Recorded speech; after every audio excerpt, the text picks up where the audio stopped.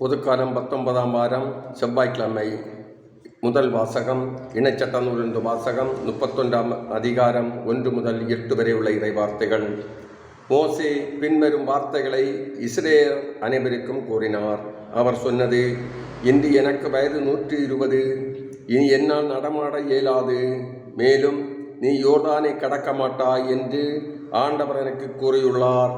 உன் கடவுளாகிய ஆண்டவரே உன் முன் செல்வார். அவரே உன் முன் நின்று இந்த வேற்றினங்களை அழிப்பார்.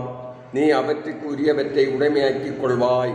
ஆண்டவர் சொன்னபடி யோசுவா உனக்கு முன்பாக செல்வான்.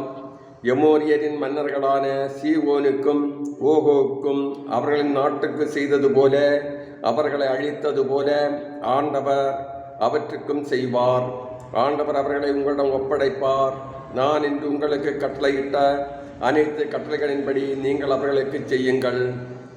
வலிமை பெறு, துணிவு கொள், அஞ்சாதே, அவர்கள் முன் நடுங்காதே. ஏனெனில் உன் கடவுளாகிய ஆண்டவரே உனக்கு முன் செல்பவர்.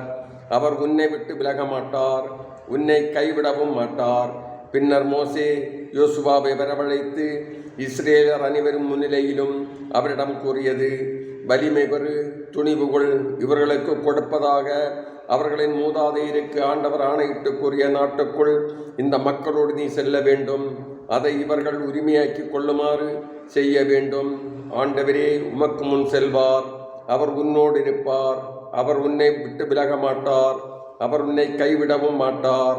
அஞ்சாதே, திகையாதே. இது ஆண்டவர் வழங்கும் அருள்வாக்கு. இறைவா உமக்கு நன்றி.